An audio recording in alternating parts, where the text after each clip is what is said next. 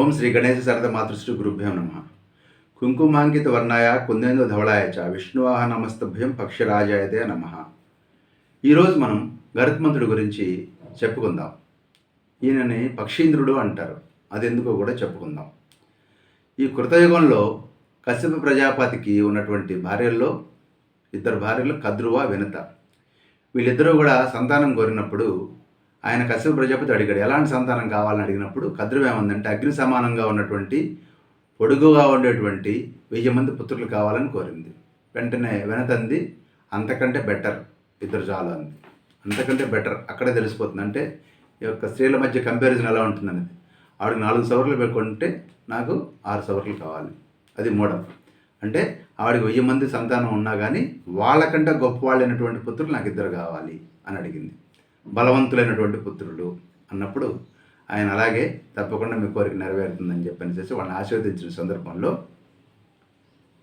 ఆవిడికి 100 గుడ్లు, ఒక గుడ్డు నుంచి 10 మంది నాగులు, అదేవిధంగా ఈవిడికి 2 గుడ్లు ఉద్భవించినాయి. ఆ ఉద్భవించిన సందర్భంలో వాటిని మీరు ప్రిజర్వ్ చేయండి, సరైన సమయంలో మీకు అందులో నుంచి సంతానం పిల్లలు వస్తారు అని చెప్పనేసి ఇక కశ్యప ప్రజాపతి చెప్పడం జరుగుతుంది. ఈ చెప్పటి సందర్భంలో మీకు ఒక కథ గుర్తు చేయాలి. ఒకప్పుడు ఈయన పుత్రకామేష్టి యాగం చేశాడు ఈ కశ్యప ప్రజాపతి.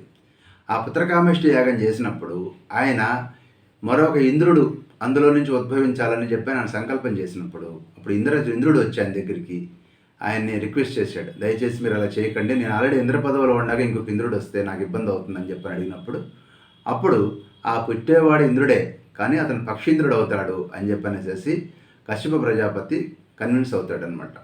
ఆ సందర్భంలో ఇప్పుడు ఈ పుట్టేటువంటి పిల్లల్లో కూడా ఇటు ఇందాక నేను చెప్పినట్లుగా కద్రువకి 1000 మంది నాగులు పుట్టాలి కదా, వాళ్ళలోనే మన యొక్క ఆదిశేషుడు, వాసుకి, ఇరావంతుడు, తక్షకుడు, కర్కోటకుడు ఇంకా చాలామంది నాగులు ఈ యొక్క కద్రువకి ఉద్భవించారు.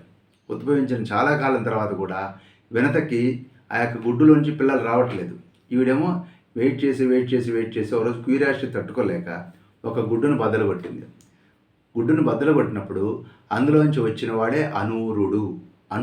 ఊరు అంటే తొడలు, అనూరుడు అంటే తొడలు లేనివాడు, అంటే కింద పార్ట్ ఫార్మేషన్ కాల, గుడ్డు ఇంకా పూర్తిగా మెచ్యూర్ కాల.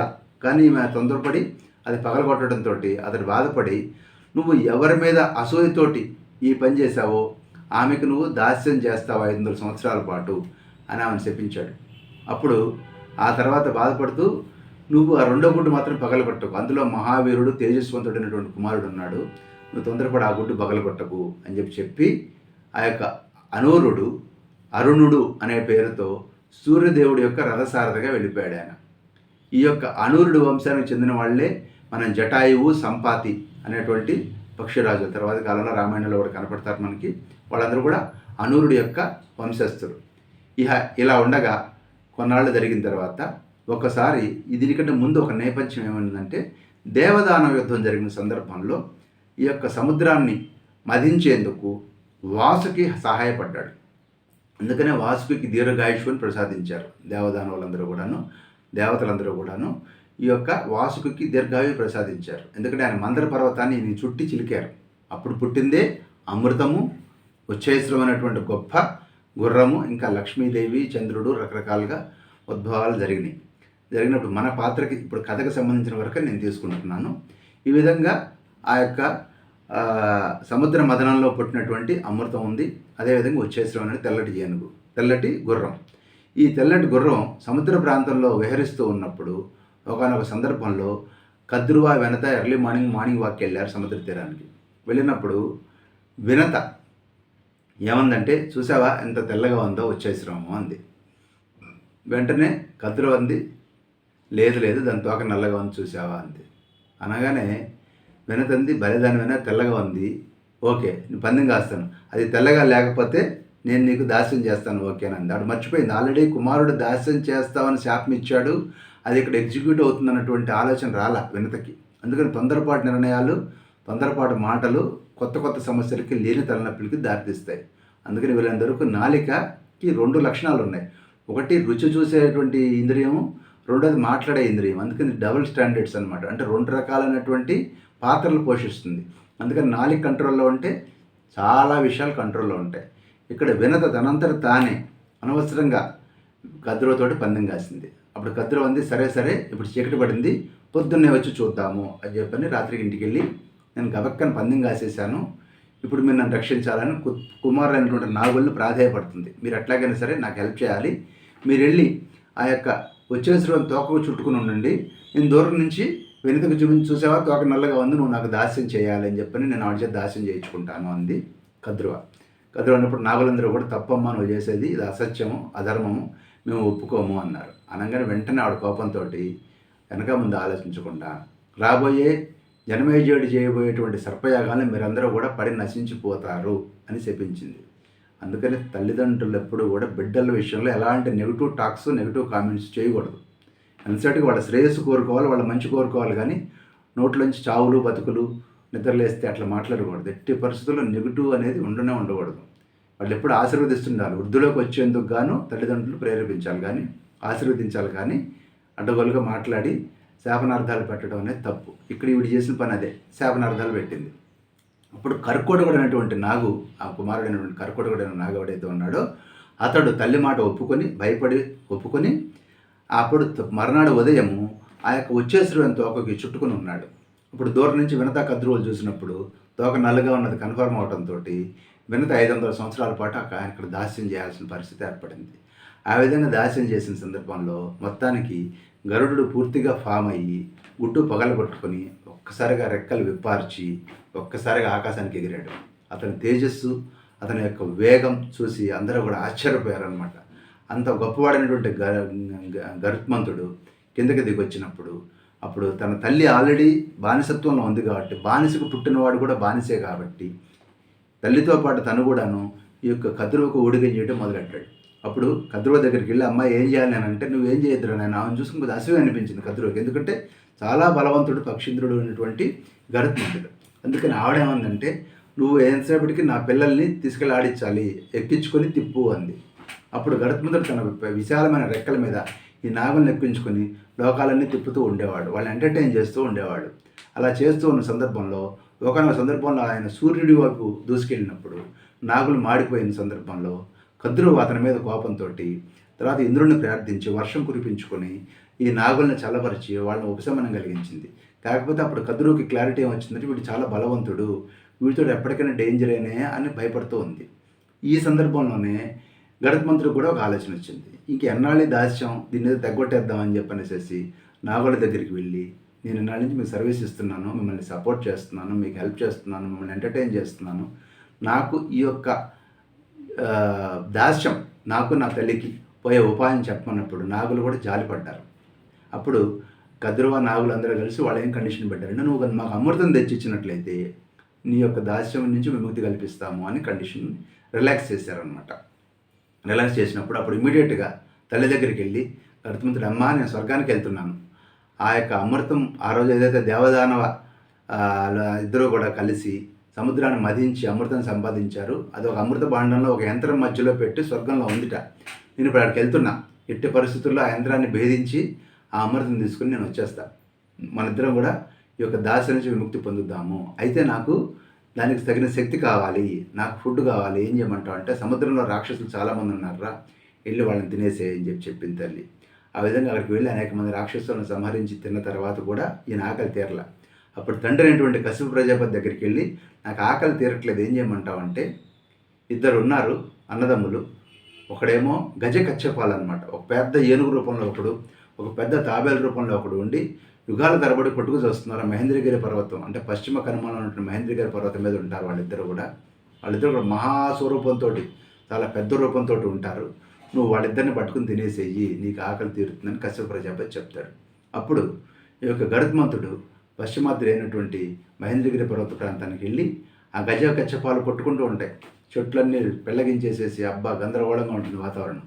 వెళ్ళి వాళ్ళ రెండింటిని కూడా రెండు లెగ్స్ తోటి కాళ్ళతోటి కూడా పట్టుకొని వాళ్ళిద్దరిని తీసుకుని వెళ్ళి ఒక చెట్టు కొమ్మ మీద నిలబడి కూర్చొని తింటూ ఉన్నప్పుడు అక్కడ ఉన్నటువంటి వాలఖిల్యులైనటువంటి ఋషులు, వాలఖిల్యులు అంటారు, వాళ్ళ యొక్క ఆశీర్వాదం కూడా తీసుకుంటాడు. అదంతా చాలా పెద్ద కథ. సరే ఏదైనా కానీ వారి యొక్క ఆశీర్వాదంతో ఫైనల్గా పూర్తి శక్తివంతుడై స్వర్గానికి ఎగిరిపోతాడు. అప్పుడు స్వర్గంలో ఉన్నటువంటి శకునాలు చూసి ఇంద్రుడు బృహస్పతి అడుగుతాడు, ఏంటి హడావడి జరుగుతుంది, ఏం జరుగుతుంది అని అడిగితే, ఇలా పక్షిద్రుడైనటువంటి గరుత్మంతుడు స్వర్గానికి వస్తున్నాడు, తను అమృతాన్ని ఆశించి వస్తున్నాడు తన యొక్క బానిసత్వం పోగొట్టుకోవటానికి అని చెప్పని బృహస్పతి చెప్పినప్పుడు ఇంద్రుడు వెంటనే అక్కడున్న అమృత పరిరక్షకులను అలర్ట్ చేస్తాడు. అప్పుడు అమృత పరిరక్షకులు అందరూ కలిసి వెళ్ళి ఆ యొక్క పక్షీంద్రుడైనటువంటి గరుత్మంతుని మీద యుద్ధానికి దిగుతారు. కానీ గరుత్మంతుని వాళ్ళు ఏం చేయలేకపోగా అష్టదిక్పాలకులు కూడాను, అంటే ఈ యొక్క యమ, వరుణ మొదలైనటువంటి అష్టదిక్పాలకులు ఎవరైతే ఉన్నారో వీళ్ళందరూ కూడా గరుత్మంతుడితో యుద్ధం చేయబోయి యుద్ధంలో పరాజితులైపోయి తలా ఒక దిక్కుకి వెళ్ళిపోతారు. ఆ విధంగా గరుత్మంతుడు విజయోత్సాహంతో ఆ అమృత భాండాన్ని తీసుకుని వెళ్తూ ఉంటాడు.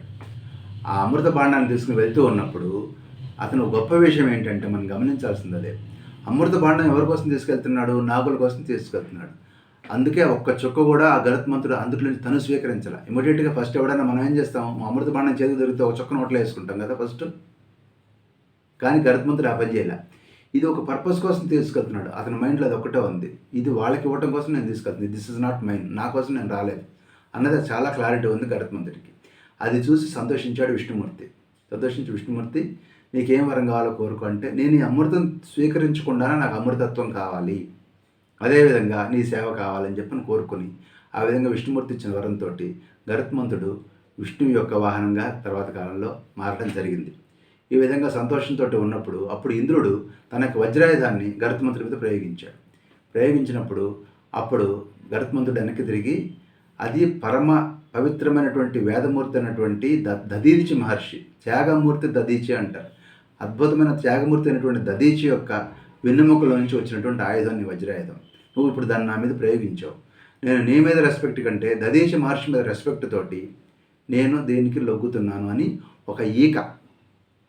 తన యొక్క రెక్కల నుంచి ఒక ఈకని తీసి వదిలేసి దీని శక్తి ఇంతే నా ముందు అన్నాడు. అంత ప్రభావవంతమైనటువంటి వాడు. అందుకని మన వాళ్ళు కూడా తర్వాత కాలంలో ఆధునిక ప్రపంచంలో నువ్వు నాకు ఈక ముక్క కూడా పేకలేవు అని మన వాళ్ళు కొంచెం అసభ్యమైన పదం అనుకోండి ఇది, కానీ అంటారు. దీనికి మూలం ఎక్కడుందంటే గరుత్మంతుడి కథలో ఉందనమాట. ఆ ఈక తీసి ఇలా పడేసి ఇంతే అన్నాడు. అనగానే అప్పుడు ఇంద్రుడు ఆశ్చర్యపోయి నీ మిత్రత్వం నాకు కావాలి అని చెప్పనేసేసి ఆ యొక్క గరుత్మంతుడితోటి స్నేహం చేయడానికి ఇంద్రుడు ముందుకు వస్తాడు. అప్పుడు వాళ్ళిద్దరూ కలిసి చాలా సంతోషపడి, అలాగే స్వామి, మరి నాకైతే నాగులు నా యొక్క ఆహారంగా నువ్వు యాక్సెప్ట్ చెయ్యి, నాకు విధించు, నాకు అనుమతి ఇవ్వు, నువ్వు దేవేంద్రుడు కాబట్టి నాకు అనుమతించమని చెప్పనేసేసి ఈ యొక్క ఇంద్రుడి దగ్గర నుంచి కూడా ఆ యొక్క వరాన్ని పొందుతాడు గరుత్మంతుడు. ఆ తర్వాత ఆ సందర్భంలో ఇంద్రుడు ఏమంటాడంటే, నువ్వు అమృతం తీసుకుని కనుక వెళ్ళి నాగులకి కనుక ప్రసాదిస్తే భూమి మొత్తం సర్పాలే ఉంటాయి ఇంకా భవిష్యత్తులో, అది మానవ జాతి యొక్క ఎదుగుదలకి ఇబ్బంది అవుతుంది కాబట్టి దయచేసి నువ్వు ఈ అమృతాన్ని నాగులకి ఇవ్వడానికి వీల్లేదు అని ఇంద్రుడు అడుగుతాడు. అప్పుడు అంటాడు, నా ధర్మం ప్రకారం నేను వాళ్ళకి ఇచ్చిన మాట ప్రకారం వాళ్ళకి హ్యాండ్ ఓవర్ చేస్తా అమృత భాండం, తర్వాత వెనక్కి తెచ్చుకోవడం అనేది నీ బాధ్యత, అది నువ్వు ఎలా చేసుకుంటావో చేసుకో అని గరుత్మంతుడు ఇంద్రుడితో చెప్తాడు. అప్పుడు ఇంద్రుడు సరే నువ్వు వెళ్ళి ముందైతే ఇవ్వు, తర్వాత నేను నా ఏర్పాట్లేదు నేను చేసుకుంటానని చెప్పి అంటాడు. అప్పుడు గరుత్మంతుడు అమృత బాణం తీసుకుని వచ్చి అక్కడ ఉన్నటువంటి దర్భలు ఉంటే ఆ దర్భల మీద తీసుకొచ్చి పెట్టి నాగులందరిని పిలిచి, ఇదిగో మీకు అమృత బాణం ఇచ్చేస్తున్నాను, ఓకేనా, నువ్వు డీల్ ఓకే కదా, సో నేను నా తల్లి యొక్క దాస్యం క్షణంలో విముక్తి చెందింది అని చెప్పి అనేసి తన తల్లిని తీసుకుని దూరంగా ఎగిరిపోతాడు గరుత్మంతుడు. ఆ క్షణంలో ఆయన యొక్క శాప విముక్తి, ఆ యొక్క దాస్య విముక్తి పొందుతాడు గరుత్మంతుడు. ఈ లోపల ఈ నాగులందరూ కూడాను వెంటనే వెళ్ళి స్నానపానాలు చేసుకుని వచ్చి ఆ దర్భాల దగ్గరికి వచ్చేసరికల్లా అప్పటికే ఇంద్రుడు మారువేషంలో తన యొక్క అమృత భాండాన్ని తీసుకుని వెళ్ళిపోతాడు స్వర్గానికి, మళ్ళీ దాని యథాస్థానంలో ఉంచేస్తాడు. అప్పుడు నాగులు ఆ దర్భల మీద పెట్టినటువంటి అమృతం నుంచి ఏమన్నా కొంచెమన్నా అమృతం అక్కడ ఏమన్నా పడిందేమో అని ఆ దర్భల్ని తమ నాలికతో నాకినప్పుడు ఆ నాలిక చీలి రెండుగా మారింది. అందుకనే వారిని ద్విజిహ్వులు అన్నారు, 2 నాలుకలు కలిగిన వాళ్ళని నాగుల్ని చెప్తారు. ఆ విధంగా జరిగిన తర్వాత నాగులు మొత్తానికి అటు దాసి విముక్తి చెంది గరుత్మంతుడు ఎగిరిపోయాడు, నాగులకి ద్విజుహులుగా మిగిలిపోవడమే కాకుండా తల్లిచ్చిన శాపం కారణంగా తరువాతి కాలంలో జనమేజయ మహారాజ్ చేసినటువంటి సర్పయాగంలో అనేక మంది నాగులు మాడి మసైపోయారు. ఇక అయితే ఈ యొక్క ఆదిశేషుడు తపస్సు ద్వారా గొప్ప ఉత్తమ స్థితిని పొందారు కాబట్టి ఆయన, అలాగే వాసుకి ఈ యొక్క దేవదానవులు సముద్రమథనం చేసినప్పుడు పొందిన వరాలతోటి వీరు మాత్రం నాగజాతికి పెద్దలుగా వీళ్ళందరికంటే ఐసోలేటెడ్గా భిన్నంగా ఉత్తమ స్థానాలను పొంది తరువాతి కాలంలో ఈ యొక్క ఆ, సర్పయాగానికి ప్రతిక్రియ చేసే పనిలో పడ్డారు. ఆ విధంగా జరిగిన తర్వాత ఈ విధంగా ఇది గరుత్మంతుడు తన తల్లి దాస్యం విముక్తి పొంది హాయిగా ప్రశాంతంగా వైకుంఠవాసం చేశాడు. ఈయనే గరుత్మంతుడే రామాయణ కాలంలో కూడా నాగపాశాలతోటి రామ లక్ష్మణులు బంధించబడిన కాలంలో కూడా ఆయన అక్కడికి వచ్చి ఈ యొక్క నాగపాశం నుంచి వాళ్ళని విముక్తులను చేసి నేను నీ స్నేహితుడిని అని చెప్పి చెప్తాడు రాముడితోటి. ఆ విధంగా రామాయణంలో కూడా గరుత్మంతుడి యొక్క ప్రస్తావన ఉంది. ఏది ఏమైనప్పుడు కూడా తల్లి కోసం వీరోచితమైన కార్యాలు చేసినటువంటి గరుత్మంతుడి పాత్ర ఈవెన్ ఆధునిక ప్రపంచంలో కూడా అందరికీ అనుసరణీయం, ఆదర్శప్రాయం. స్వస్తి.